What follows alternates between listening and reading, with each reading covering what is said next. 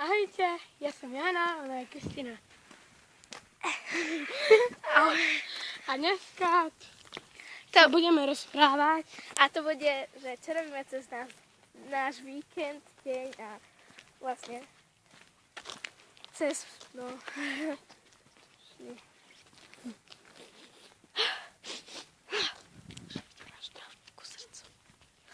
No a uvidíte naše spomienky, zážitky. Presne tak. Johankyné lásky. Aj moje. Ja som dneska dopravená, prepáčte. No ja som bola rúž, ale zmizol. Tiško. Sorry. A uvidíte niečo, čo vytvoríme. Ešte máme pred sebou dosť dlhú cestu. Dosť veľmi dlhú. No. No a čo, Johanka, čo si robila včera večer, ako keď si bola hore? Ale pravdu. Poviem pravdu do 11. iba. Do 12:30. Výnimka. Ja pozerám vždycky nejaké filmy, no ale teraz Ja som bola na Messengeri. som bola veľmi unavená už. Som stávala o 7 včera. Ja som sa vypla, s niekým som spísala a on sa vypol sa na chvíľku, asi 3 minúty, 4.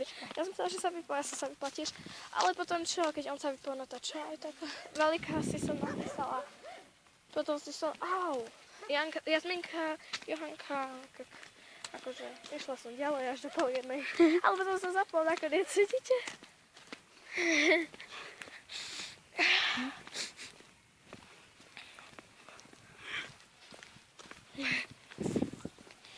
Sme chvíli tu.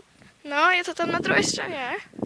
Je to tu krásne. Je tam nádherné, je tam listie, pekné stromy, všetko je nádhera. To je náš raj. No, to je vlastne naša, ako nejaký kútik náš, niečo také. Vidíte, my sme stadiaľ prešli tu. A to sú skaly. Je pre naše osudy. Pre moje nie, ja ešte žiadne nemám. No, ale osudy, takže budeme mať len. No. Práve sme našli oriešku. Oriešku? Nech ona ešte aj orešky bude zbierať. Ešte orešky. No, Tretí oriešok. Ale mokrý je.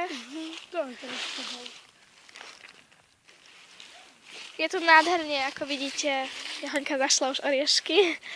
Je tu nádherne listie. Okolo nás je tu za strom je nádhera. Ešte aj spadnem. Môžeme začať robiť. Kam to položíme? Nevieme, že či to bude znieť, ale dúfam, že to bude znieť. Alebo z tejto prvej časti to bude všetko a o chvíľku uvidíte druhú časť. Áno. Majte sa. Ajte.